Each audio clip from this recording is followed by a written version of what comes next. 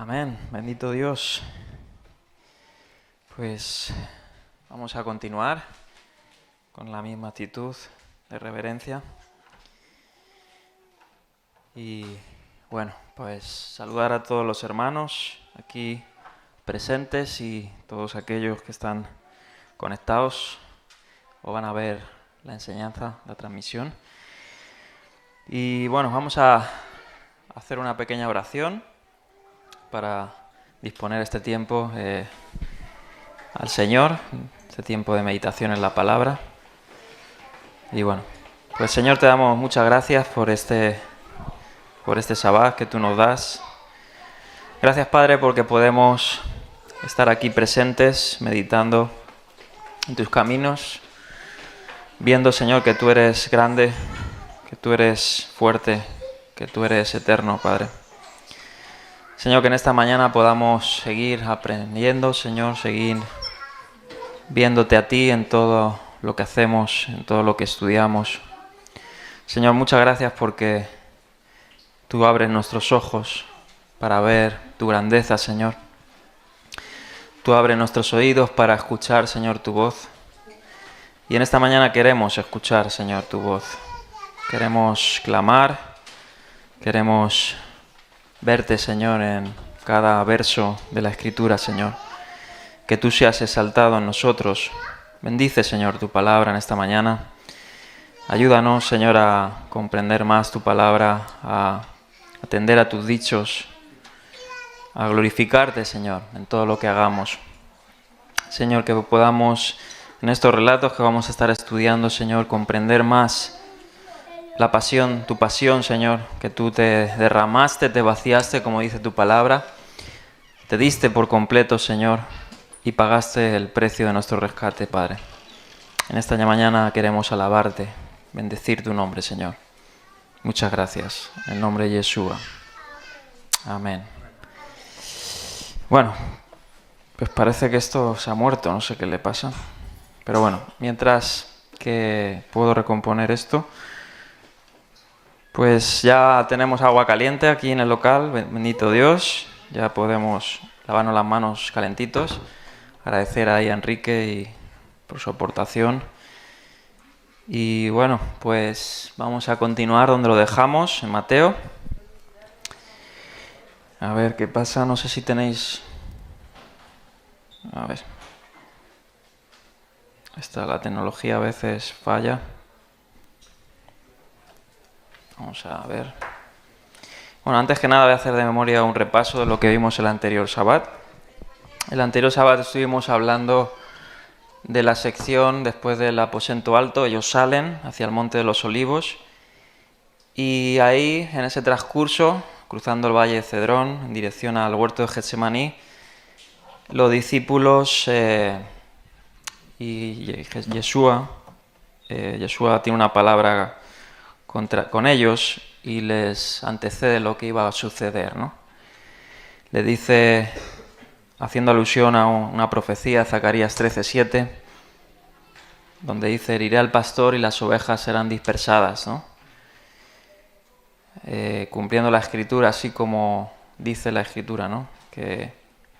Y alude también a su traición, ¿no? No solo de Judas, sino también de sus más íntimos, haciendo alusión a los salmos. Estuvimos viendo algunos salmos sobre eso, donde dice hasta el más íntimo, ¿no? Mi asociado me abandonó. Y el Señor, pues, les antecedió esto. En todo esto, pues, surgió la valentía y la osadía de Pedro, diciendo, bueno, Señor, yo no te abandonaré, ¿no? Le dice eso. Lo vimos el anterior Sabbat. Y Jesús, antecediéndole, diciendo, bueno, tú, Pedro, ¿no? Vas a ser el que no solo me va a abandonar, sino me va a negar hasta 3 veces antes que cante el gallo, ¿no? Y literalmente, pues, veremos que esto se cumple. Y estuvimos comentando, ¿no? Sobre todo la profecía de Zacarías. Ahí les animo a que puedan conectarse y puedan ver ese desarrollo que estuvimos hablando, ¿no? Sobre todo la profecía del pastor, cómo la imagen del pastor cobra mucha significancia dentro no solo de Zacarías, sino también de Ezequiel 34, donde el Señor mismo dice, seré yo el mismo el que os pastoreará, ¿no? También haciendo una exhortación ante los pastores infieles, ¿no? Que no cuidaron de su rebaño y dejaron a las ovejas a su merced. Y bien, pues ya tengo aquí, Baruch Hashem, ya tengo aquí de nuevo, pues aquí el estudio. Vamos a no perder tiempo porque, pues verdaderamente en este estudio vamos a ser conmovidos. Eso es mi oración, ¿no? Yo lo he sido a la hora de leerlo, y no solo de leerlo, sino de estudiarlo. Y verdaderamente es enorme la significancia que tiene esto para ti y para mí, como creyentes y seguidores de nuestro amado Dios y Señor. Esa es la gloria. Y vamos a adentrarnos a esto, ¿no? Vamos a ver si... No creo que acabe. Obviamente tengo tantas cosas que compartí que han sido tanta bendición que no me quiero dejar ni una. Ya he compartido algún artículo y estoy compartiendo y haciendo una serie de artículos que quiero hacerlas en un pequeño libro, imprimirlas y tener, ¿no? Hablando de la pasión, de todo lo que es en los 4 evangelios que se narran y quiera Dios que se pueda hacer. Subí un artículo sobre esta sección, el huerto de Getsemaní, otro sobre el arresto de Jesús, sobre todo lo que tiene que ver con su arresto dentro del contexto religioso, ante Anás, ante Caifás, ante la corte sacerdotal. Y luego subiré otro artículo sobre su juicio romano, sobre Pilato y todo lo que tiene que ver, y luego sobre la crucifixión, muerte, sepultura y resurrección, ¿no? Entonces, pues es enorme, enorme y a la vez teológicamente cargado de tantas cosas, tantas maravillas que solo nos queda rascar, ¿no? Y quisiera hacer una introducción de un sermón de Charles Spurgeon, una cita en uno de sus sermones predicado pues en 1885, llamado Jesucristo el hombre. Porque aquí en Getsemaní, donde los teólogos han visto más pues su faceta de hombre, ¿no? Su faceta de siervo sufriente, ¿no? Él se encarnó y tomó nuestra naturaleza y fue tentado en todo, como dice la carta a los Hebreos. No tenemos sumo sacerdote de quien no nos compadezcamos, ¿no? Aquí fue tentado en todo a nuestra semejanza. Y decía esto al meditar en estas palabras, ¿no? Porque es un misterio. Segunda de Timoteo dice: grande es el misterio de la piedad. Dice, Dios hecho hombre, y bueno, así de memoria, recibido, muerto, resucitado por los ángeles, sepultado, etc. Y es un misterio, verdaderamente es un misterio velado, ¿no? Dice el profeta Isaías: he aquí hago cosa nueva, dijo en su día, ¿no? Eso lo comentamos en el grupo varones. Para el pueblo de Israel esto era una cosa nueva, profetizada por el profeta Isaías, cómo Dios iba a encarnarse en carne y hueso, iba a pagar el precio de nuestro rescate, ¿no? Y esto es un misterio tan grande que muchos no lo vieron, obviamente, otros sí, un remanente, ¿no? Y es un misterio tanto que podemos meditar en él, y decía esto Spurgeon, y cito: no será suficiente que escuchen o que lean ustedes, no solo deben escuchar y leer, ¿no? Nos dice a nosotros. Dice: ustedes deben reflexionar por su cuenta propia y considerar al Señor por ustedes mismos. Dice: no se hace vino, fíjate cómo dice esta analogía, simplemente recogiendo los racimos. Así no se hace el vino, sino pisando las uvas en el lagar. Tiene un proceso. El rojo jugo estalla hacia afuera bajo presión. Lo que será de bendición para ustedes no es la verdad leída solamente, sino la verdad meditada. Enciérrense con Jesús si quieren conocerlo. Dice: nunca estoy más insatisfecho conmigo mismo que cuando he hecho lo mejor que puedo para enaltecer su amado nombre. Pero fíjate lo que señala: ¿acaso no es como sostener una vela contra la luz del sol? Y concluye, dice: amados hermanos, no puedo hablar de él como yo quisiera. Obviamente, ni yo tampoco, ni ninguno de nosotros podríamos hacer justicia a su obra y a todo lo que implica, ¿no? Es como dice aquí, y me gusta esta analogía que él pone, es como levantar una vela, ¿no? Una llama contra el mismo sol. Nos ciega, ¿no? Es imposible hacer justicia a la grandeza del Evangelio, a la grandeza de lo que implica todo lo que vamos a estar leyendo, ¿no? Y así con esta expectativa, pues vamos a dejar que el Señor nos hable, ¿no? Y vamos a hacer una introducción a este relato, que posiblemente nos llevará 2 Shabbat, ¿no? El huerto del Getsemaní. Y bien, hemos encontrado, ¿no?, la última escena narrada en los Evangelios, cómo hay un doble enfoque, ¿no? El tema principal, bueno, hemos tenido pues el tema del aposento alto, ¿no? Hemos desarrollado todo esto, el anuncio de su traición y cómo sus últimas horas antes de padecer en la Pascua. Y esta última escena que vamos a ver del capítulo, y ya propiamente entrando a lo que es la pasión, ¿no? Pero la pasión, propiamente, como muchos teólogos han señalado, comienza aquí, en el Getsemaní, ¿no? Su pasión, su sufrimiento, su agonía se ve más reflejado en el Getsemaní. Por eso he dicho que ahí se ve plenamente su faceta, ¿no? Donde dice, y leeremos y estudiaremos, no se haga mi voluntad, ¿no? Señala pues ese doble aspecto. Una voluntad divina y una voluntad, pues como tú y como yo, que podamos tener humana, que se resiste a los designios divinos, ¿no? Y muchos han visto pues plenamente que el Getsemaní es la prueba, donde él pues va a afrontar el madero, ahora sí, pero se conquista en el Getsemaní, ¿no? Lo veremos. Entonces, en estos relatos que vamos a estar viendo, hasta su resurrección vamos a ver un doble enfoque. El tema principal del huerto de Getsemaní va a ser su agonía manifestada en su oración, ¿no?, al Padre.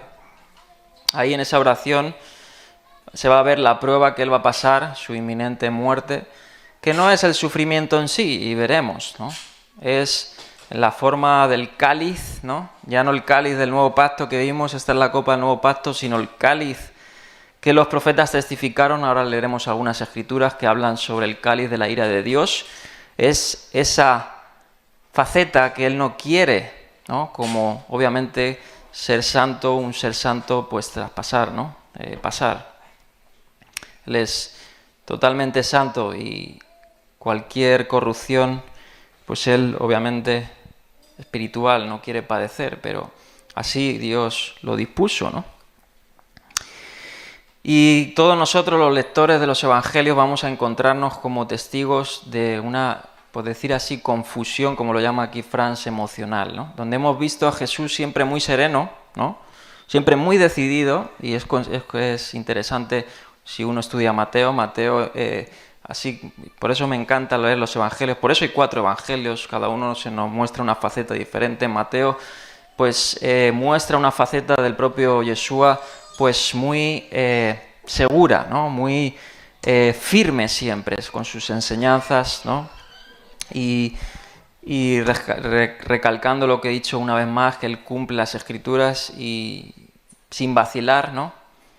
Sin embargo, leyendo todo el Evangelio hasta el capítulo 26, a muchos les pueda chocar, pues ahora ver la figura de un siervo sufrido y un siervo agonizante, un siervo doliente, un siervo pues derribado, ¿no? No ya firme, sino derribado.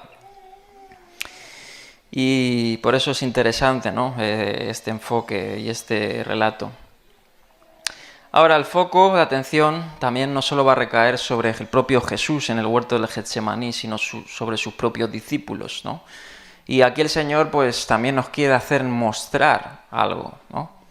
Nosotros somos discípulos del Maestro, ¿no? Y ahí vamos a aprender también pues algunas facetas del discipulado. Y veremos, ¿no? Hemos dicho que, bueno, y leyendo el relato de Getsemaní, podéis ver en los 4 evangelios cómo pues él se aparta de sus discípulos. Creo que es Lucas el que señala como a un tiro de piedra, es decir, a unos pasos o a pues unos pocos metros. Y él se lleva a unos pocos metros, pero él se lleva a ese huerto a su círculo íntimo. Ya hemos dicho quién era su círculo íntimo, lo hablamos por ejemplo en la transfiguración, donde se llevaron al mismo círculo íntimo que se va a llevar aquí en el huerto de Getsemaní. Sería Pedro, sería Juan, sería Jacobo, ¿no? Santiago. Ese era el círculo íntimo, o los que eran los más allegados o los líderes del grupo de los 12. Y en esta narración va a ocurrir igual, ¿no? Va a haber como dos enfoques: la oración de Jesús y la ida y venida a sus discípulos, ¿no? Y ahí veremos algunas enseñanzas bastante también interesantes, ¿no? Es un contraste muy profundo, ¿no? En el que vemos a un Yeshua agonizando, pero a la vez pues alerta, ¿no? Vigilante, y sus discípulos pues totalmente desconectados, ¿no? Durmiendo y viéndose su decadencia espiritual, cómo iba pues a llegar a su clímax en la dispersión, ¿no? Así como él anunció y anunciará en estos versículos. Bien, en este relato Mateo va a exponer 3 idas y 3 venidas. Esto hace mucho contraste también con la negación de Pedro, que le negará 3 veces, ¿no? Es decir, aquí Pedro pierde la batalla en esa alusión, ¿no? Como señala aquí Franz. Aquí veremos pues esa comparación triple, ¿no? Pedro fracasa en no vigilar. De hecho, él señala, pues vigilad y orad porque viene el tiempo de la prueba, ¿no? Y Pedro fracasa en esto y hace el contraste en esos 3 idas y venidas de Jesús en su oración a visitar a sus discípulos y hallarlos 3 veces durmiendo, con la triple negación de Pedro, ¿no? Él fracasa en ese examen, ¿no? Bien. Y obviamente, ¿no? Se va a ofrecer una descripción muy completa de su oración aquí en el Evangelio de Mateo, que va desde la petición de que se aparte de él la copa, que ya he estado hablando ahora, pero que veremos más detalladamente, hasta su conquista, ¿no? De esa voluntad humana que tenemos nosotros, que está muchas veces contraria a los propósitos divinos, ¿no? Al triunfo cuando se declara hágase tu voluntad y no la mía, ¿no? Bien. Como señala aquí en esta introducción, Mateo, a diferencia de Marcos, nos ha mostrado poco de la emoción. Como he dicho, ¿no? Se ve un Yeshua decidido y no se ha mostrado mucho sus emociones, ¿no?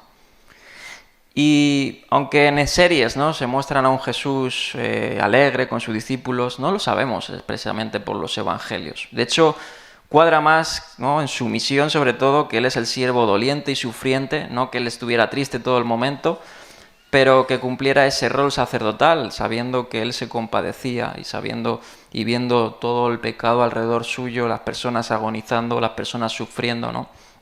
Y él, como varón de dolores, experimentado en quebranto, pues esta faceta es más remarcada en los evangelios que otras facetas, ¿no? En su estado anímico. Y Mateo tampoco nos ha dicho mucho a lo largo de estos 26 capítulos de esas facetas emocionales de Jesús. Sí hemos visto a lo mejor, sobre todo en el Evangelio de Juan, que Jesús lloró y sobre todo también llora al ver a sus parientes o sus amigos cercanos, por ejemplo, la resurrección de Lázaro, ¿no? Le amaba tanto, dice los evangelios, y ahí se muestra, ¿no? Hemos visto sí lamentarse por Jerusalén, por su pueblo, haciendo una analogía de los pollitos, y siempre hemos visto pues a un Jesús decidido, ¿no? Pero en estas facetas sí, quizás a un Jesús pues sí lamentándose en ciertas maneras, ¿no? Ahora, la escena de Getsemaní sí que va a manifestar propiamente en esta narración un cambio, sobre todo pues de ese Jesús decidido a un Jesús, pues como he dicho, derribado, ¿no? Y vamos a ir viéndolo. Como dice aquí, estos versículos, ¿no? Sobre todo especialmente el 37 y el 38, va a ofrecer esta nueva y poderosa perspectiva de lo que significa para Yeshua enfrentarse en la práctica al destino que había predicho durante tanto tiempo como su vocación divina, ¿no? Y esto fue señalado pues en la primera cristiandad, los primeros cristianos, pues un ataque contra el cristianismo. Orígenes contra Celso, por ejemplo, uno de los que atacaban, filósofos que atacaban el cristianismo, decían, bueno, nosotros tenemos a Sócrates. Sócrates murió como un mártir. De hecho, hoy he compartido con vosotros una reflexión, ¿no?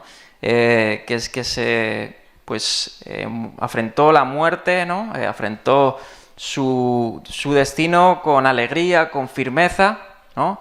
y decían que Jesús era un cobarde porque no quería pasar este trago, pero obviamente no entendían teológicamente lo que significa pasar o tomar la copa. No está hablando de ser crucificado, de sufrir la muerte, de sufrir el horror de la crucifixión. Eso era una faceta mínima. Se trataba de asumir que él bebería del cáliz de la copa de la ira de Dios, ¿no? Que verdaderamente él iba a ser desconectado de su naturaleza divina por un instante, ¿no?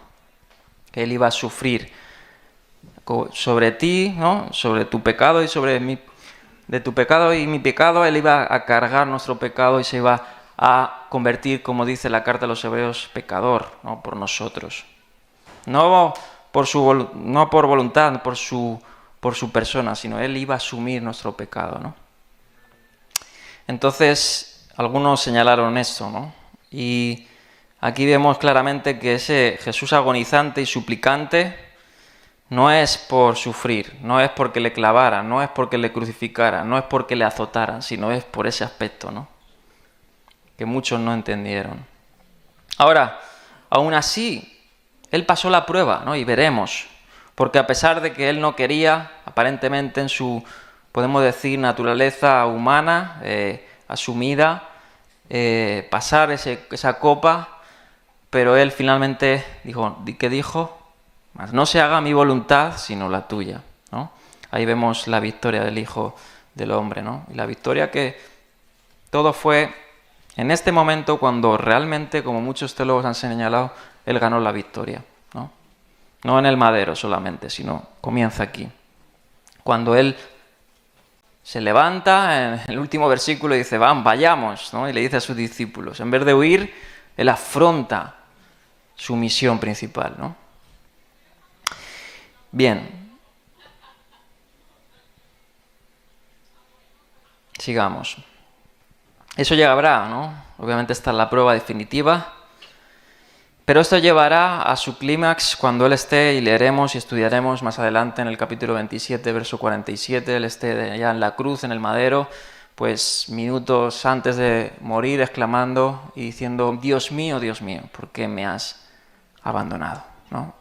Ese es el clímax de ese trago amargo que él no quería afrontar.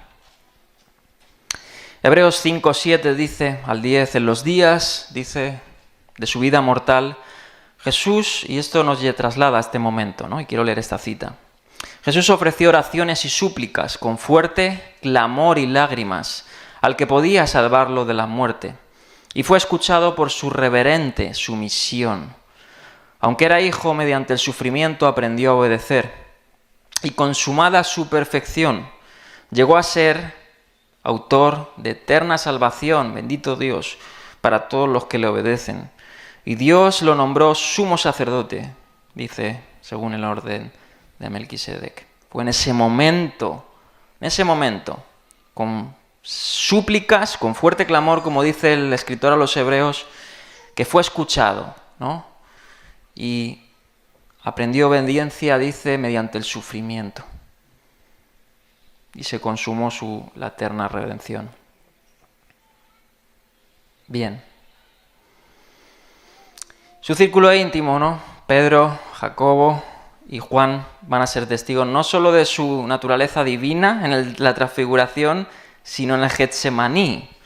Podemos decir de su agonizante debilidad humana. Es interesante eso, ¿no? El círculo íntimo pudo ver esto, pudo tener esa perspectiva de este papel redentor de Jesús, ¿no?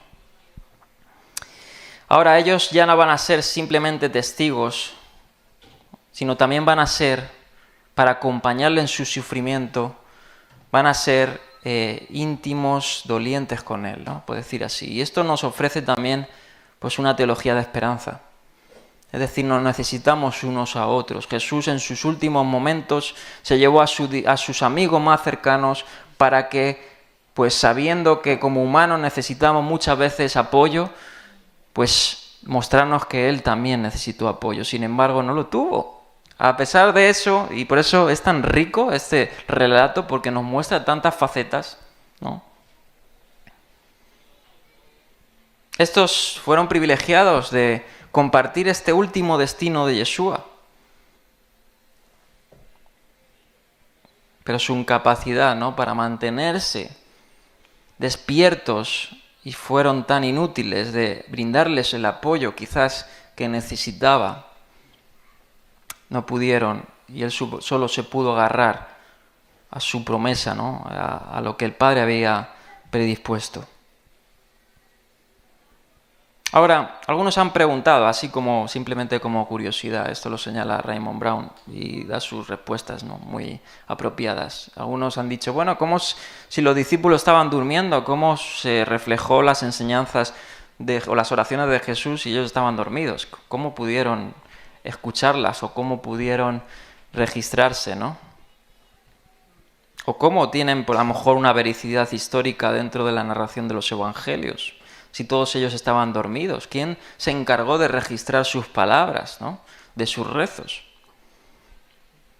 Y señala aquí, citando a Franz, dice, es posible que la oración fuera prolongada, de modo que los discípulos pudieran haber oído lo esencial antes de dormirse, en estado de aglomeración de la zona de Jerusalén durante la Pascua. También es posible otra forma, que Getsemaní no fuera tan privado como sugieren los relatos y que otros oyeran lo que estaban diciendo. O tampoco es improbable que el propio Jesús, después de la resurrección, compartiera con ellos algunos de sus recuerdos de esa noche. En cualquier caso, pronto quedó claro por el comportamiento de Jesús antes de que lo arrestaran que su anterior confusión emocional se había resuelto al enfrentarse a ella y superarla mediante la oración. Bien, aquí tenemos un mapa, más o menos, para que gráficamente nos traslademos, saliendo del aposento alto. Ellos salen, cruzan el valle de Cedrón, era ese valle que separaba pues, la ciudad amurallada de Jerusalén al Monte de los Olivos, y suben pues, una pendiente hacia el Monte de los Olivos. Ahora, ¿por qué recalco esto? Quiero hacer, como he dicho, no me quiero dejar detalle, quiero que podamos exprimir, así como decía Charles Spurgeon, meditar en la palabra, ¿no?, y podamos exprimir todo lo que podamos de este relato. Y me encantó este comentario, el comentario geográfico de los evangelios, porque apropiadamente el Monte de los Olivos está tan cargado, ¿no?, está tan cargado dentro de la Biblia, es tanto una imagen de esperanza y escatológicamente hablando de liberación, como también de huida y exilio. Es muy interesante esto, ¿no? Y quisiera aquí leer esta narración de un poquito de esta ruta y de por qué quizás pues, pueda ser pues, interesante analizar esto, ¿no? Y fíjate, dice el camino de Jericó, ¿no? Jericó, pues ya vimos que él desde Galilea, ¿no?, cuando en Mateo, de hecho lo hemos visto, desde el capítulo 19, él baja y pasa por Jericó, de ahí pasa pues la ruta común, eso ya lo vimos, lo que es la entrada triunfal, estuvimos hablando de esto. Y esta ruta era llamada el camino de Jericó, ¿no? Jericó se le llama, uno de sus nombres es la tierra de las palmeras, ¿no? Estaba pues repleta de palmeras. Y de hecho, posiblemente muchos de los peregrinos que entraron con Jesús y agitaban hojas de palmeras las recogieran en el propio Jericó. Era un lugar lleno de palmeras. Ahora, este camino, esta ruta era comercial, esta ruta era pues una de las entradas a Jerusalén, pero era muy significativa no solo por esas rutas, sino porque también a lo largo de la historia bíblica había tenido alguna significancia muy interesante. Por ejemplo, aquí dice, ciertamente esencial era esta ruta, y dice, aparte de eso, ¿no?, de la ruta comercial, dice, en virtud del acceso inmediato que podía ofrecer esta ruta, ¿no?, hacia Jerusalén rumbo al desierto de Judea, esta ruta se convirtió en el camino para huir de Jerusalén en tiempos difíciles, cuando la ciudad estaba, pues en cierta manera, en una decadencia, pues, sobre todo en la época de los profetas.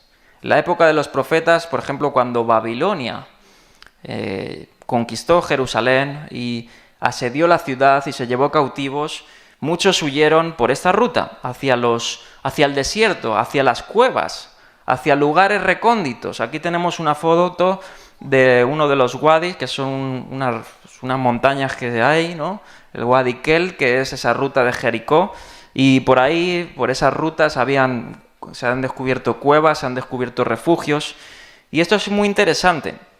Y aquí vamos a ver algunos relatos de la propia Escritura de esta ruta. Por ejemplo, la siguiente dice David, en el 2 de Samuel, cuando Absalón quería matarlo, ¿no? Él huyó por esta ruta. De hecho, ahora vamos a ver una cosa muy interesante sobre esto.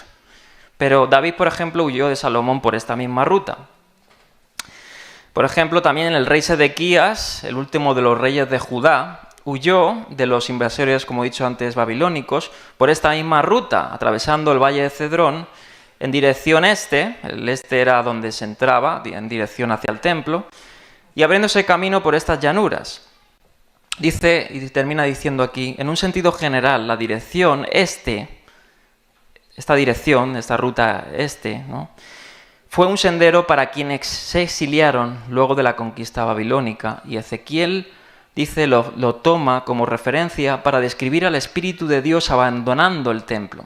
El profeta Ezequiel muestra cómo la Shejinah, la presencia de Dios, abandona el templo y va hacia el este, ¿no?, en exilio, haciendo una mención que el Señor abandonaba ese lugar, ¿no? Dice, alentando por encima del Monte de los Olivos antes de dirigirse hacia el este en un exilio correspondiente. De igual modo, seguimos, ruta común de huida y exilio, se visualiza el retorno del Señor de esta misma forma. O sea, al igual que la presencia de Dios en Ezequiel se va hacia el este, hacia el Monte de los Olivos, así la escatología dice que vendrá desde el este, ¿no? El profeta Zacarías, que dice en la venida del Mesías, él pisará sus pies sobre el Monte de los Olivos. Y no solo el profeta Zacarías, en Zacarías 14:1 al 11, el regreso del Señor desde el desierto. También Isaías 40, de hecho es una famosa profecía que se cita, ¿no? Preparad, vamos a leerla, el camino en el desierto, ¿no? Y ahí lo cita el profeta de esa misma forma. Tiene mucha trascendencia lo que es este monte, ¿no?, y esta ruta de exilio, de huida, ¿no?, y ruta de retorno. Dice el profeta Isaías, una voz clama, preparen en el desierto un camino para el Señor, el desierto de Judea hasta el este. Enderecen en la estepa un sendero para nuestro Dios, versículo 4, que se levanten todos los valles y se allanen todos los montes y colinas, que el terreno escabroso sin nivel y saliste en las quebradas, verso 5. Entonces se revelará la gloria del Señor, ahí se revelará su gloria, ¿no?, y la verá toda la humanidad, el Señor mismo lo ha dicho, ¿no?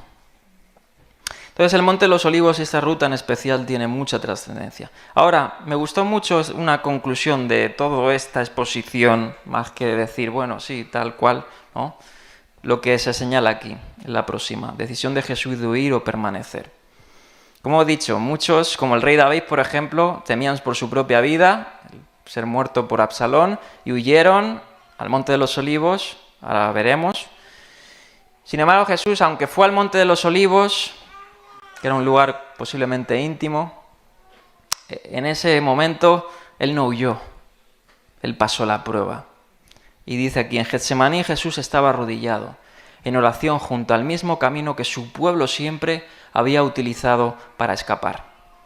En una caminata de muy pocos minutos podía subir la cresta del monte y desaparecer al desierto. Era su oportunidad. Y quizás estuvo tentado a eso, ¿no? Quizás, de hecho, esa ruta se conecta también con la tentación de Jesús en el desierto. Él fue al desierto de Judea al inicio de su ministerio y pasó por esta ruta, porque era la más cercana, era la única que había. Y ahí él pasó también la prueba, no huyó, y estuvo tentado a no pasar la prueba.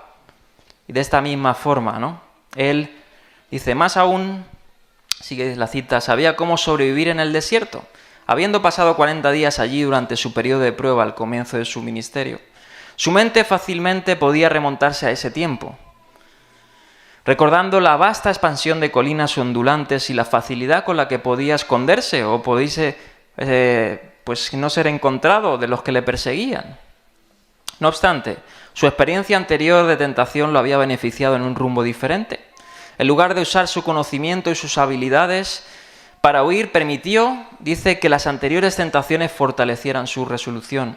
Jesús había rendido anteriormente sus temores y deseos ante el Padre. Por consiguiente, a diferencia de los que vinieron antes que él, o sea, decir de todos estos, David, Sedequías y muchos otros, a diferencia de ellos que huyeron en el camino que conducía al exilio, escogió, en cambio, permanecer. ¡Wow! Me encantó esto. Dice algunos, bueno, y aquí termina, ¿no?, esta interesante analogía. Pero hay una transición que lo he dicho con eco. Me gustó esto como lo señala Raymond Brown. Me encantó. Y quiero compartirlo con vosotros. Dice, algunos evangelistas reflejan la subida al monte de los Olivos, pues un eco de este suceso de Getsemaní con lo que ocurrió con David, que he dicho, ¿no?, que él huía de Absalón. Y es muy interesante. Vamos a leer simplemente el verso 30 y 31 del relato. O sea, David pues había sido pues perseguido por su propio hijo, ¿no? Y su propio hijo quería matarlo. Y aquí dice en segundo de Samuel 15, dice, David por su parte subió al monte de los Olivos y ¿cómo dice? Llorando. Dice, con la cabeza cubierta y los pies descalzos. También todos los que le acompañaban, los fieles de David, se cubrieron la cabeza y subieron llorando, se lamentaban. En eso le informaron a David que fíjate, interesante este eco, por eso lo que lo he señalado, me encantó como lo relata aquí Brown, ¿no? Dice, en eso le informaron a David que Agitofel se había unido a la conspiración de Absalón. ¿Quién era Agitofel? Agitofel era el siervo de David, era uno de sus más íntimos, le había traicionado, ¿no? Entonces David oró diciendo, Señor, haz que fracasen sus planes, los planes de Agitofel. Absalón había llevado, como dice aquí, a Jerusalén a la rebelión contra el propio rey David, con ayuda de Agitofel, consejero de confianza de David, que había abandonado a su propio rey. Por eso David salió, cruzó el Cedrón en invernada, subió la pendiente del monte de los Olivos, lloró allí y oró al Señor. Este relato sobre David del segundo libro de Samuel resuena en esta escena de los sinópticos, de un Jesús que va al monte de los Olivos, que está angustiado, así como el rey David, que ora a Dios, que ha sido traicionado, así como su siervo Agitofel traicionó al rey David. El mismo Jesús fue traicionado por Judas y más tarde por su discípulo más cercano, por Pedro, uno de los 12. Un paralelismo recalcado en Mateo 27:5 al presentar a Judas ahorcándose, al igual que Agitofel hizo. Agitofel se suicidó. En 2 de Samuel 17:23, vamos a leerlo. El rey Absalón, ¿por qué se suicidó Agitofel? El rey Absalón pidió consejo a Agitofel, siervo de David, pero escuchó a otro consejo que no era Agitofel y le pareció más sensato el relato de otro consejero en vez de Agitofel. ¿Y qué hizo Agitofel? Posiblemente diciendo, he traicionado a mi rey y encima en balde porque no ha seguido ni siquiera mi consejo. Y dice aquí el relato, por su parte Agitofel, al ver que Absalón no había seguido su consejo, aparejó el asno y se fue a su pueblo. Cuando llegó a su casa, dice, luego de arreglar sus asuntos, fíjate cómo dice, fue y cercó, lo mismito que hizo Judas. Así murió y fue enterrado en la tumba de su padre. Qué interesante, ¿no? ¿Qué eco hay aquí de lo mismo algo muy parecido que ocurrió con la traición de Judas y Jesús, ¿no? De hecho, este eco no solamente es por esa narración, sino es tan plausible por la forma que el propio evangelista Juan lo narra. Juan dice que pasaron en verde al monte de los Olivos, hace una expresión que en griego, si la comparas con la Septuaginta del relato de Agitofel y del rey David, utiliza palabras casi idénticas, Juan con la Septuaginta, en 2 de Samuel 15, donde dice la Septuaginta al otro lado del valle de Cedrón, utiliza la misma expresión para hacernos ver, pues, esto, ¿no? Aquí he puesto una foto, ¿no? Agitofel y apuñalando por la espalda, así como Judas, ¿no? A su cercano. Bien, ahora sí comenzaremos a desarrollar el verso 36, ¿no? Verso 36, vamos a leer. Dice, Luego fue Jesús, Mateo 26, 36 al 38, con sus discípulos a un lugar llamado Getsemaní. Y les dijo, aquí dice con sus discípulos, ¿no? Por eso es interesante leer los otros evangelios. Y voy a estar usando, a pesar de que estamos estudiando Mateo, pero en esta porción de la Pasión voy a estar usando mucho otras citas de los otros evangelios para compararlas, ¿no? Dice, siéntase aquí, les dijo a sus discípulos, mientras voy allá a orar, más allá a orar. Dice aquí, se llevó a Pedro y a los dos hijos de Zebedeo y comenzó a sentirse, dice, triste y angustiado. También es muy interesante las palabras en griego que se utilizan en Mateo, en Marcos, en Lucas y en Juan. Es muy interesante. Pues son palabras verdaderamente muy significantes, ¿no?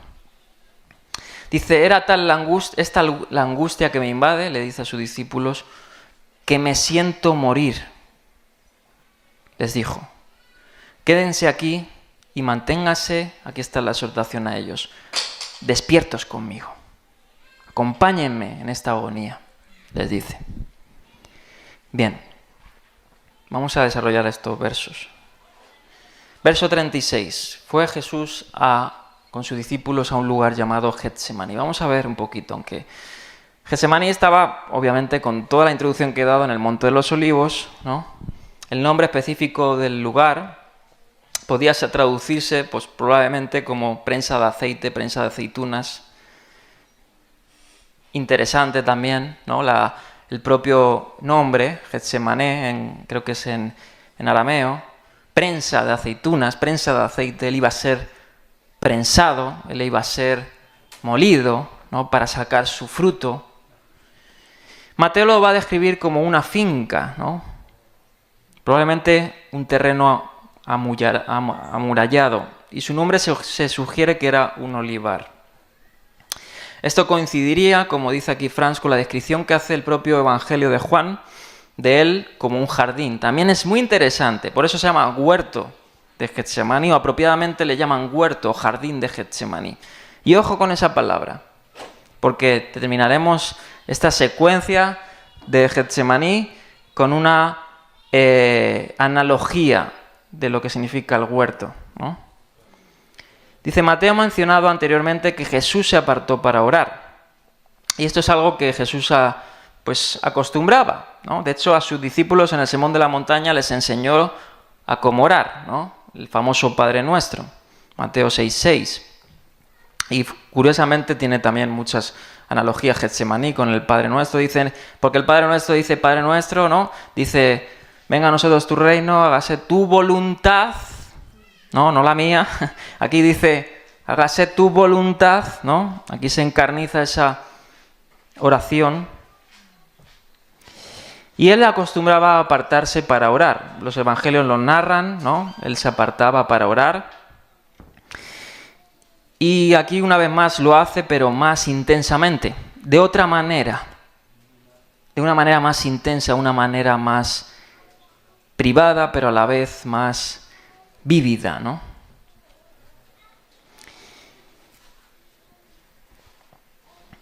El hecho, como he dicho, ¿no? Que se llevara consigo a Pedro y Santiago sugiere una fuerte necesidad de compañía. Pero incluso ellos serán mantenidos a distancia, como dice el verso 39. Se trata de una transacción privada entre el Padre y el Hijo, ¿no? Entre Abba y Él. Es a Pedro, Santiago y Juan, y no al grupo completo de los 12, a quien Yeshua revela ahora su angustia emocional. Y aquí se ve manifestada, ¿no? Estoy que me muero, dice, literalmente. Estoy que me muero, ¿no? Y si comparamos los otros relatos, el Evangelio de Lucas, que era más médico, utiliza la palabra, si no recuerdo mal, ¿cómo se dice para este padecimiento de sangre? Se me ha olvidado. Tromboide, no me acuerdo, algo así. Trombosis, sí, trombosis en griego, no me acuerdo exactamente la palabra, ¿no? Bien, la afirmación de que comenzó a sentirse abrumado y en angustia, tal vez nos pueda sonar a los que nos gusta estudiar el Antiguo Testamento, pues algunas oraciones, ¿no? Del propio salmista, cuando se sentía de esta forma, ¿no? Y es muy interesante. Es muy interesante por incluso las propias palabras que se utilizan en los evangelios. Por eso he dicho que nada está en balde, ¿no? Y por eso hay que sacarle todo el jugo. Por ejemplo, aquí en Mateo se utiliza la palabra perilipos, ¿no? Perilipos en griego. Cosa mismo que utiliza en la Septuaginta el Salmo 42. Vamos a leerlo, versos 5 al 6, que son ecos de esta narración del Getsemaní, donde el salmista dice al Señor, ¿por qué voy a inquietarme? ¿No? Estaba pasando momentos de angustia, de tribulación.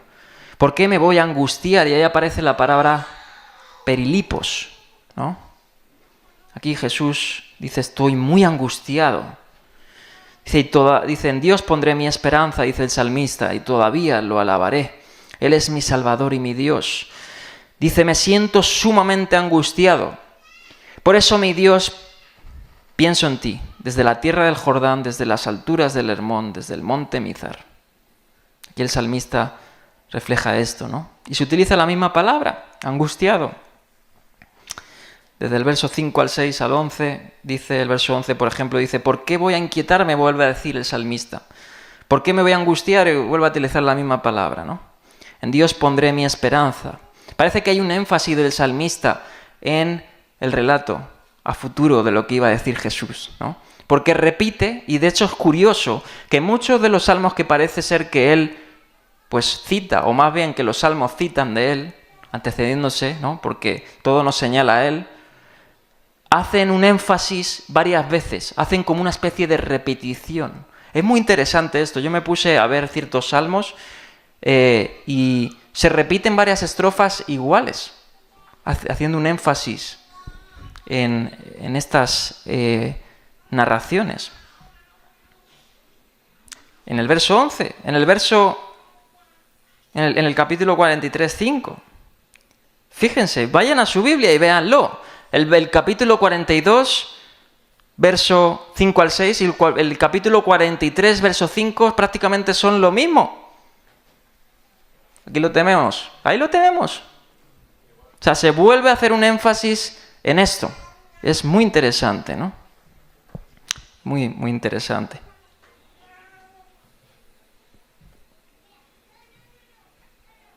El comportamiento de Yeshua cambió al que había narrado Mateo hasta ahora. Sus expresiones faciales incluso cambiaron. El tono de su voz mostraba profundo dolor y ansiedad. Yeshua era consciente de que no solo estaba a punto de morir, sino de morir azotado y crucificado, pero eso, como he dicho, no era lo que le angustiaba.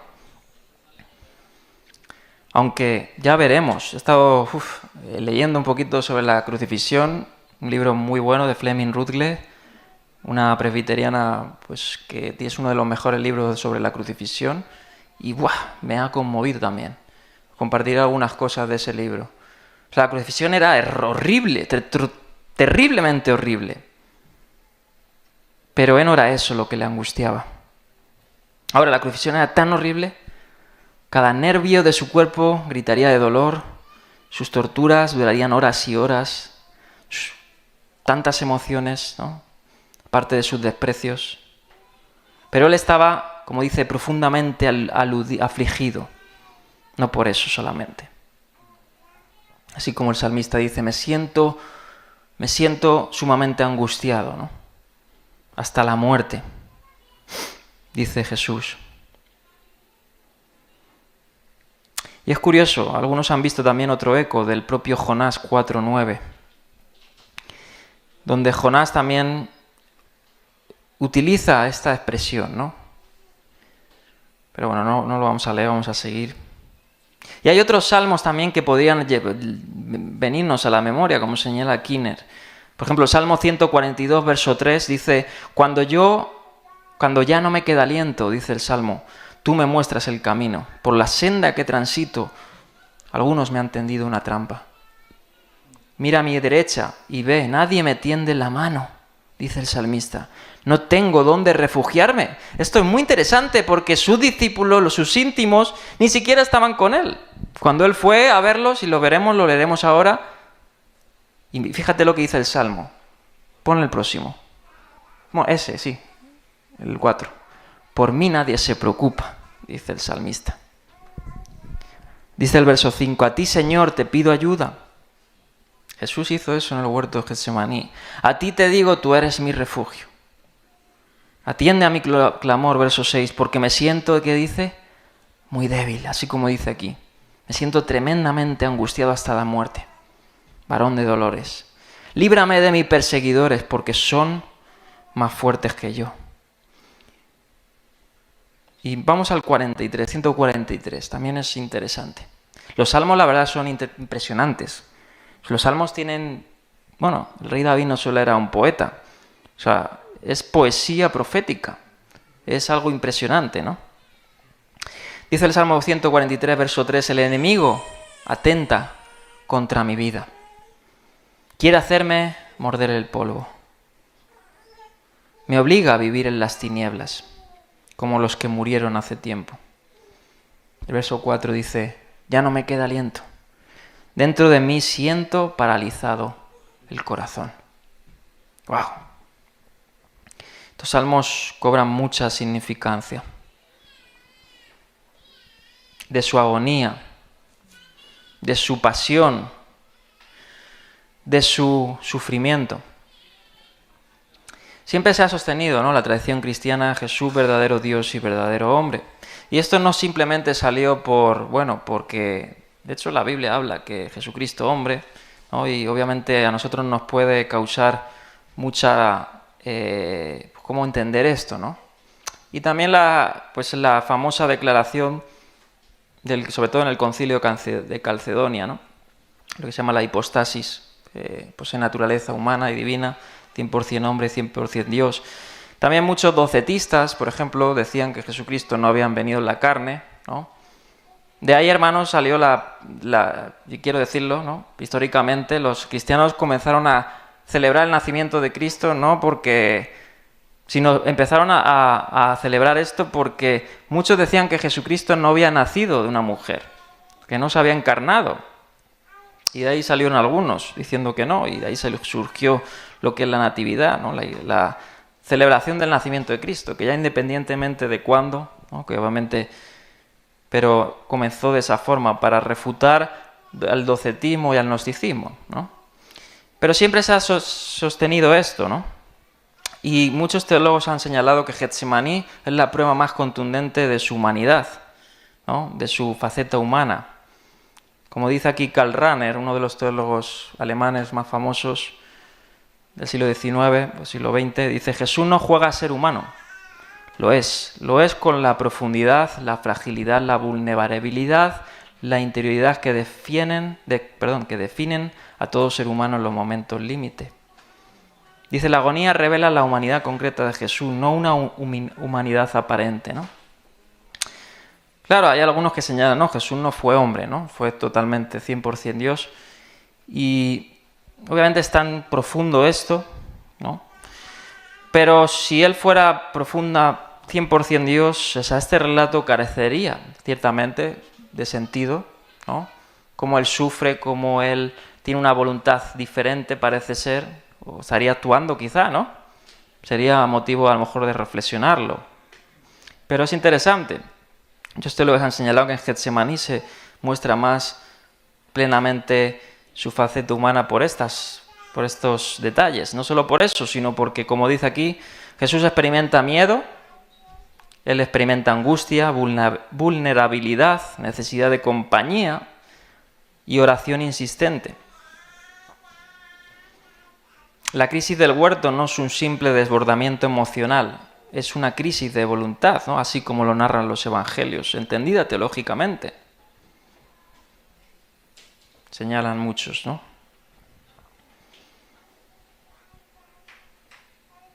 Me gustó esta frase, como lo señala, obviamente son de este relato, ¿no? En su naturaleza humana, así señalaban los teólogos, ¿no? Él no adoptó nuestro pecado, sino nuestra debilidad, ¿no?, que no es lo mismo. De hecho, cobraría más sentido pues la carta a los Hebreos, donde dice que no tenemos sumo sacerdote de quien no compadecernos, y donde dice con gran clamor y lágrimas ofreció oraciones y fue escuchado, ¿no? Bien. Ahora, en el verso 38, ¿no? Le dice a los discípulos, le dice esto, como hemos leído, esta es la angustia que me invade, que siento morir. Y les dice, quédense aquí conmigo y manténganse despiertos conmigo. Acompáñenme, dice el relato. Bien, ahí va, se me ha ido. Y Jesús le ordena esto a sus discípulos, ¿no? Permanezcan vigilantes. Es curioso, ¿no? Algunos han señalado diciendo, bueno, es que la Pascua era también un motivo de vigilia, es verdad, es curioso, ¿no? En Éxodo 12:42 dice, aquella noche, en el Éxodo, el Señor la pasó en vela para sacar a su pueblo de Egipto, ¿no? Obviamente, antropomórficamente muestra al Señor como sin dormir, como si necesitara dormir, ¿no? Pero dice, pasó en vela, haciendo mención, obviamente, que no detuvo su brazo, ¿no? Que siempre estuvo, pues, vigilante a favor de su pueblo, cosa que los discípulos no lo hicieron, ¿no? Y dice el relato de Éxodo, por eso también las generaciones futuras, los israelitas, deben pasar la noche en vela en honor al Señor en este día, ¿no? Algunos dicen, ¿no? Posiblemente sea una alusión a este texto de que Jesús les dice, pues, vigilad, ¿no? Estar expectantes, no os dormáis. Ahora, no solo era eso, obviamente, podía ser parte, ¿no? En el versículo 41 que leeremos, el propósito de la orden no era simplemente esto, sino era poner a los discípulos en alerta, porque iba a venir la prueba definitiva, ¿no? La oración, hermanos, es un arma poderosa, ¿no? El Señor no pone estos relatos y los evangelios no ponen estos relatos ahí. Muchos tienen la oración como algo secundario, ¿no? Y tristemente, pues nos encanta muchas veces hacer cosas, ¿no? Y que es parte, ¿no?, de la vida cristiana, todo tiene su lugar, pero el énfasis que da la Biblia a la oración es, pues, un énfasis primario, no secundario, ¿no? Y estos textos revelan, ¿no?, la faceta de la oración, que es para nuestro beneficio, ¿no?, espiritual e inclusive físico. Jesús se aleja un poco, ¿no? Se postra en tierra, como dicen los evangelios. Esto también es interesante. Con rostro en tierra, que esto es una figura también del Antiguo Testamento. Ahora hay tantas cosas, ¿no? Y comienza a orar fervientemente. Bien, Lucas 22:44 en este punto describe su surgimiento físico, ¿no? Su sufrimiento, físico en el jardín. Y Hebreos 5:7, que hemos leído, ¿no?, también recuerda esta escena, eso ya lo hemos visto. Bien, antes de pasar a los próximos versos, quiero leer alguna cita de esto, ¿no?, de este sufrimiento, de esta agonía que vivía nuestro Señor. Dice J.C. Ryle, dice, el peso que agobiaba el alma de nuestro Señor no era el temor a la muerte, que ya lo he señalado, no era la crucifixión en sí, ni siquiera la agonía de esta. Miles de personas han padecido los más agudos sufrimientos físicos y han muerto sin un solo quejido. El motivo es el testimonio de los mártires, muchos de ellos. Por ejemplo, la famosa, se me ha olvidado, una mujer, ¿no?, que la cornearon, se me ha olvidado el nombre, por ahí lo compartí hace poco, ¿no? Se me ha olvidado el nombre, pero bueno, muchos han sufrido incluso más, ¿no?, y no se han quejado, ¿no? O sea, el sufrimiento del Señor o el peso que le agobiaba no era la crucifixión. Sigue diciendo, el verdadero peso que abrumaba a nuestro Señor o el corazón de nuestro Señor era el peso del pecado del mundo, el cual parece haberle oprimido en ese momento de forma particularmente fuerte. Era la carga de nuestra culpa impuesta sobre Él, que en ese momento, dice, cayó postrado al suelo, como la cabeza de un macho cabrío expiatorio. La inmensidad de esa carga no la puede imaginar ningún corazón humano, solamente lo puede entender el propio Dios, quien es santo, 3 veces santo. Hace bien la letanía griega cuando dice inconcebibles sufrimientos de Cristo. Scott probablemente lleva razón al decir, refiriéndose a esto, que Cristo en aquel momento sufrió tanta amargura del mismo tipo que sufrirían los espíritus condenados, como es posible que coexista con una conciencia pura, un amor perfecto a Dios y a los hombres y una absoluta confianza en la gloria del acontecimiento. Esto era lo que sufría esa agonía, ¿no? El peso de nuestro pecado, el peso de todo el mundo, ¿no? Dice Milós, ¿cuál es la causa principal de aquella situación? Es necesario entender que quien agonizaba era santo. En su deidad fue proclamado y adorado por los serafines que proclamaban su santidad. La Biblia da este testimonio de Jesucristo. Isaías 53:9, no hizo maldad, ni hubo engaño en su boca. Jesús no solo pecó, sino que no podía pecar. La angustia del Getsemaní tiene estrecha relación con el pecado del hombre. La profecía se cumpliría en Cristo. Isaías 53:10, con todo esto el Señor, que dice, le quebrantó, quiso quebrantarlo, sujetándole a padecimiento.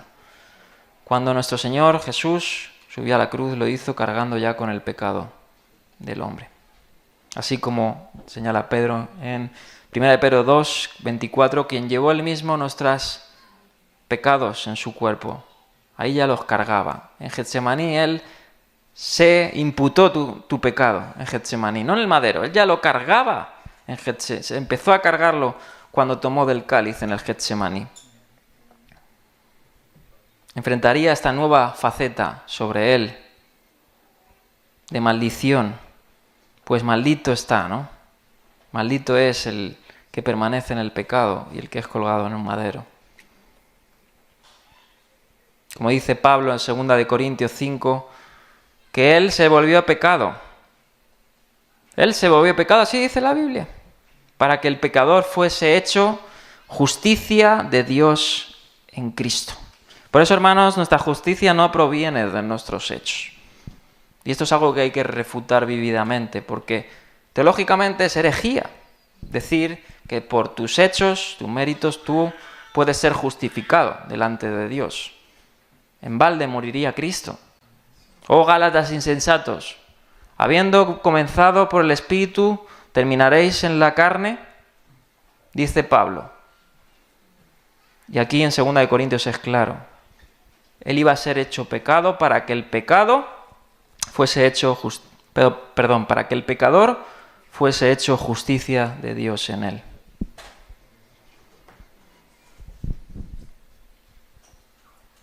Bien, vamos a leer los próximos versos para acabar. Y solo he comenzado, ¿no? Porque todavía solo hemos narrado, pues, que Jesús va al Monte de los Olivos, le dice esto a sus discípulos, permanezcan conmigo, a sus 3 allegados, y dice el verso 39, y yéndose un poco más allá, ¿no? Lucas dice a tiro de piedra, posiblemente, pues, de aquí al ordenador, ¿no? Al sonido. Yéndose un poquito más allá de esos 3 discípulos allegados, se postró sobre su rostro y oró, dice el Evangelio. Padre mío, si es posible, no me hagas beber este trago amargo, pero, siempre hay un pero, ¿no? No sea lo que yo quiero, sino lo que quieres tú. Luego, volviéndose a donde estaban sus discípulos y los encontró, aquí la primera petición, y la primera ida a sus discípulos, los encontró dormidos. Y les dice, no pudieron mantenerse despiertos, pero no solo despiertos, conmigo. Ni una hora, le dijo a Pedro. Curiosamente le dijo a Pedro, ¿no? Estén alerta y oren para que no caigan. Aquí está el propósito de esa petición del verso 38. Estén alerta y oren para que no caigan en tentación. Y qué interesante es esta declaración que los evangelios, esto es más paulino que de los propios evangelios, ¿no? El espíritu está dispuesto, pero el cuerpo es débil, ¿no? Yéndose un poco más allá, ¿no? Como he dicho, Lucas dice el camino corto, o literalmente a un tiro de piedra, sería un modismo, ¿no? Sería unos pasos más allá. Todavía estaba al alcance de Pedro, Santiago y Juan. Esto explicaría que cómo pudieron oír la oración de Jesús si estaban dormidos. Posiblemente se iban durmiendo, ¿no? ¿No os ha pasado? A algunos les suele pasar incluso con la palabra, ¿no? Y no quiero ver. Quizamente estaban ahí escuchando al Señor en algunos clamores y súplicas. Ahora, voy a señalar que ellos no se quedaron dormidos simplemente porque tenían sueño. Y eso es interesante. Había una presión espiritual y vamos a ver algunos detalles que narran los demás evangelios. Por eso esta narración cobra más sentido y más significancia a la luz de los 4 evangelios. Sobre todo el evangelio de Juan. El evangelio de Juan narra cosas muy interesantes sobre el huerto de Getsemaní. Ahora, como he señalado, ¿no? El caer rostro a tierra era una forma que en el Antiguo Testamento empleaba comúnmente. Y literalmente dice eso, ¿no? Con rostro de tierra. O sea, no solo era arrodillarse, era poner su rostro contra el suelo, contra el piso, ¿no? Eso lo encontramos, por ejemplo, en Génesis 17:3, que curiosamente es la visión, si no me acuerdo, de Abraham, ¿no?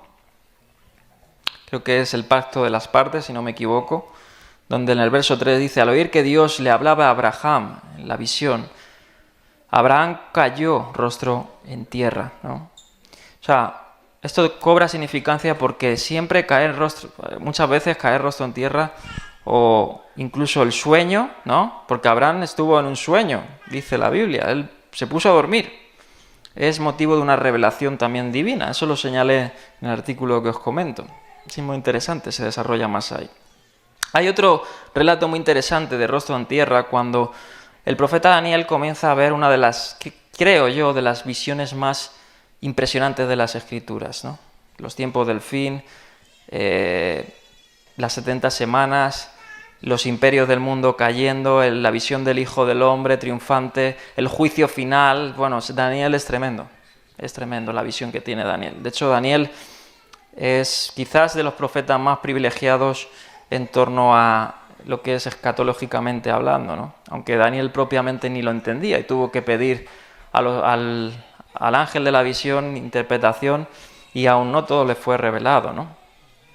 Pero en Daniel 8:17 dice, cuando Gabriel se acercó, dice aquí, al lugar donde yo estaba me sentí aterrorizado y caí de rodillas.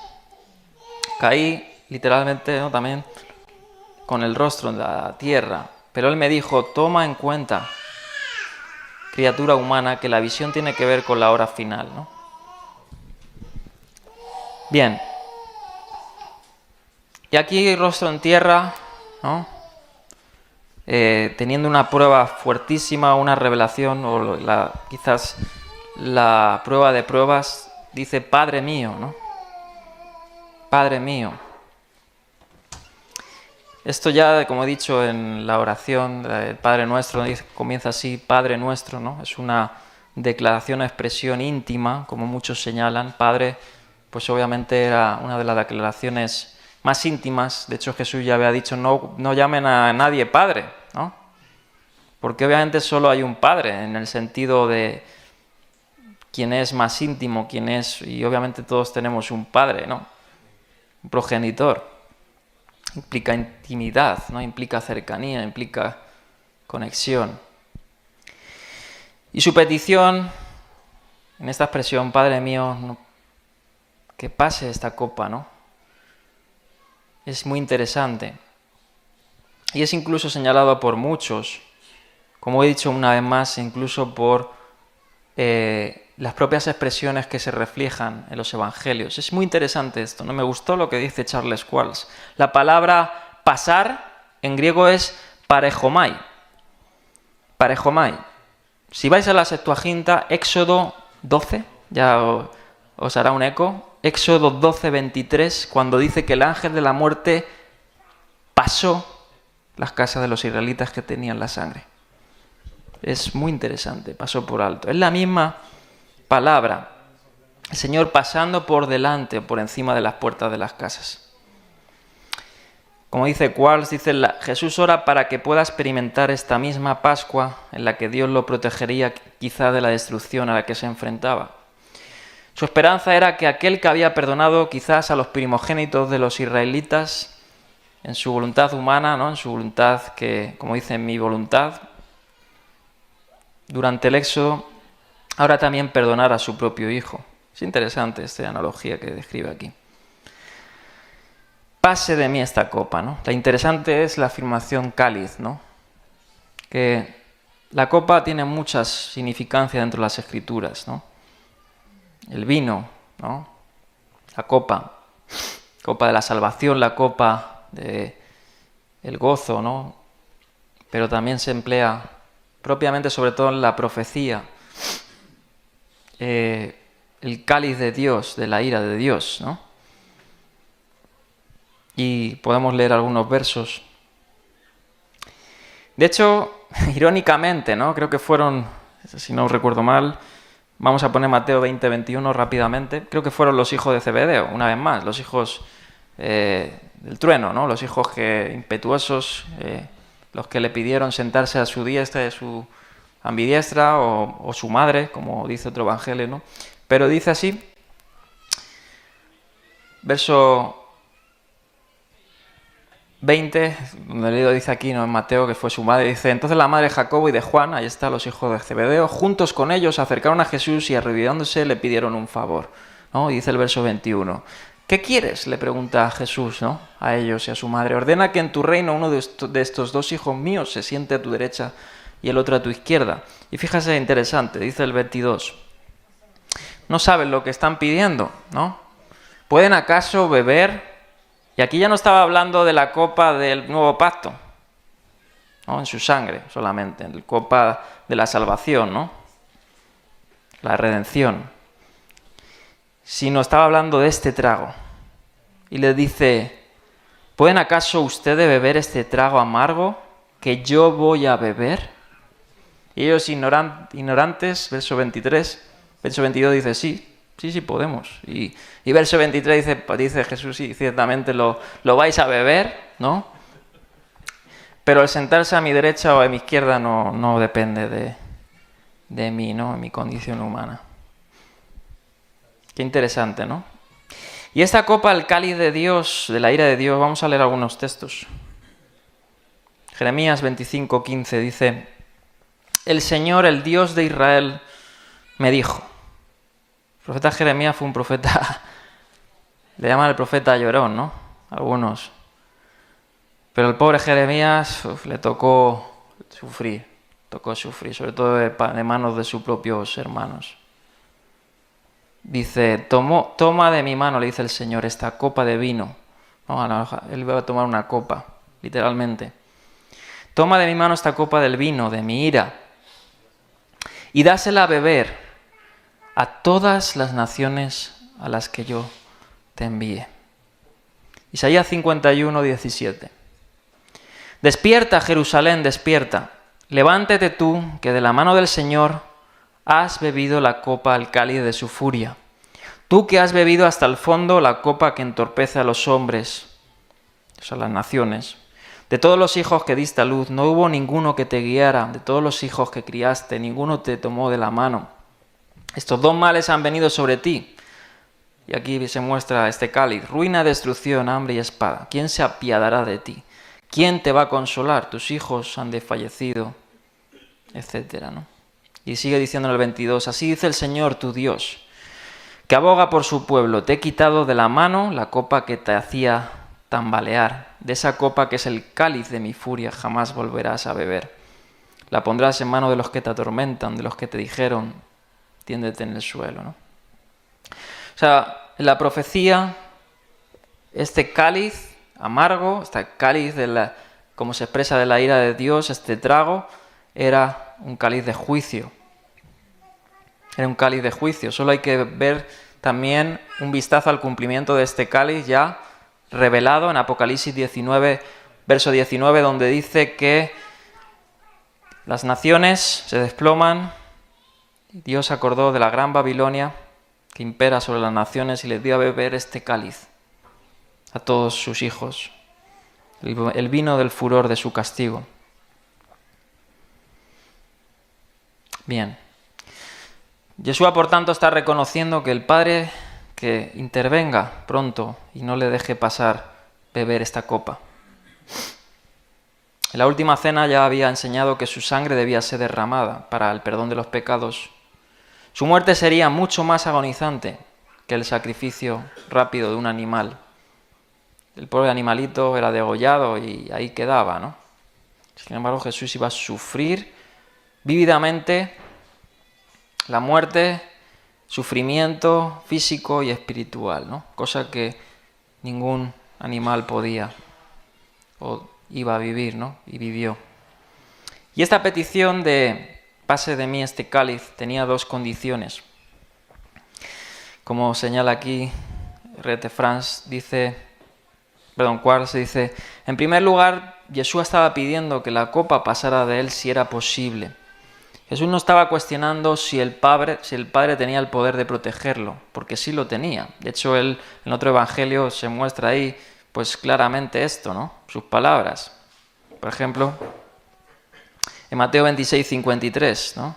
Más adelante, cuando, por ejemplo, Pedro desenvaina su daga y le corta la oreja a uno de los siervos del sumo sacerdote, Malco, y Jesús le dice esto a Pedro, ¿crees que no puedo quizás acudir a mi Padre y que Él me ponga a disposición mía 12 batallones de ángeles o legiones de ángeles?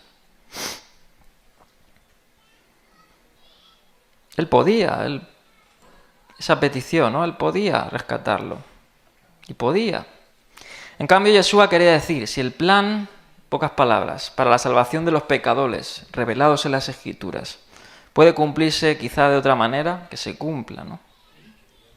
Es decir, Dios podía haber perdonado los pecados de Adán, pues Él es todopoderoso, quizá de otra forma, ¿no?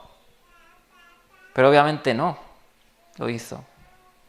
Esta era la bendita forma, ¿no? Que el Señor había antecedido ya desde el propio Edén, cuando les cubre con pieles y eso requería un sacrificio, ¿no?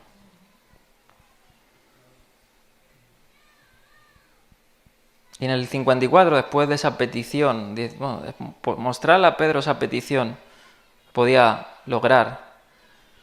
Jesús remarca, él ya había vencido la tentación quizá de pasar la copa. Dice el relato, eso lo veremos, cómo se cumplían, sin embargo, las Escrituras.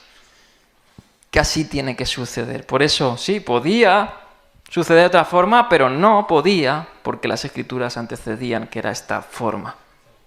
El Señor lo había predispuesto de esta manera, antes, según Pablo, de la fundación de los tiempos, ¿no? Como está escrito. Por tanto, pasamos a la diapositiva del misterio del cáliz. El rasgo decisivo de este misterio es este, hermanos. Jesús no merece el cáliz de la ira de Dios. Sin embargo, lo mereceríamos tú y yo. Ese cáliz estaba expresamente reservado para ti y para mí. Mas Yeshua lo toma en nuestro lugar. Aquí viene una de las revelaciones teológicas más cargadas de la Escritura y de toda quizás la historia de la redención, que es pues esa expiación que Él va, o sustitución que va a lograr por nosotros, ¿no? En la Escritura el impío bebe el cáliz del juicio, lo hemos visto en los profetas, dásela a beber, dice el profeta Jeremías a todas esas naciones que profetizas, era ese verdaderamente lo que merecían. Sin embargo, en Getsemaní, quien lo bebe es el justo, por excelencia. El justo asume voluntariamente ese destino injusto. Es el misterio ese del cáliz. Como señaló Ireneo de León, dice, tomó el cáliz que nosotros preparamos por nuestra propia desobediencia. Y esto, como he dicho, está teológicamente cargado. La Escritura nos lo dice en su sacrificio. Romanos 3:25 es una de las palabras quizás más, aparte de ser declarado justo en Romanos. Romanos es teológicamente hablando la carta más cargada teológicamente de su sacrificio, lo que logra su sacrificio. Y otra palabra interesante es la palabra propiciación, que aparece en Romanos 3:25, donde dice Pablo que Dios presentó a Cristo Y aquí lo vemos vívidamente en Getsemaní, como propiciación, o sea, como sustituto, ¿no? Apartando la ira del pecador que merecía ese cáliz y tomándola sobre él. Cuando Yeshua fue a la cruz, soportó la ira que nosotros merecíamos. Él es nuestra propiciación, como declara Pablo. Como diría William Barclay, debemos acercarnos a estos relatos del Getsemaní de rodillas. O como diría Donald Carson respecto a esa muerte y lo que implica, como la muerte de Jesús fue única, también lo fue su angustia, y nuestra mejor respuesta a ella es una adoración silenciosa, reverente. Bien. Vamos a terminar con los últimos versos del 40 al 41, donde les vuelve a decir, ¿no? Él ora al Padre y dice que volvió y estaban sus discípulos y los encontró dormidos. La 39, perdón. Esta oración ferviente contrasta con la actitud de sus discípulos, ¿no? De inclusive los más cercanos. Ellos no lograron mantenerse despiertos. Su instrucción previa, 39, mantenerse despiertos, había sido ignorada. Jesús añade, aparte de esa petición que les vuelve a hacer en el 39, en este verso 40 y 41 les dice, orad, ¿no? Su oración no debe ser quizás ya por él mismo, por Yeshua, sino incluso por ellos mismos, por su propia condición, ¿no? De hecho, ya en el Padre Nuestro, una de las declaraciones del Padre Nuestro, ¿cuál fue? No nos dejes caer en tentación, líbranos del maligno. Él estaba prefiguradamente en ese Padre Nuestro haciéndoles ver lo que iba a padecer y lo que debían de hacer para su propio beneficio. Pues el tentador estaba más vívidamente ahí, frotándose las manos. De hecho, el relato de la Getsemaní, sobre todo en el Evangelio de Juan, es teológico y espiritual de una forma que, hermanos, que no podéis entender. O sea, te vuela la cabeza, ¿no? Desde el relato del énfasis de antorchas, de noche, tristeza de los propios discípulos, motivo de su somnolencia. Porque la somnolencia es, como he dicho, no he descrita, muchos han visto, bueno, estaban cansados, la Pascua, preparar, y fueron a preparar el aposento alto, comieron. No fue por eso, era porque había un ambiente espiritual que dice Lucas que les invadió una gran tristeza a sus discípulos.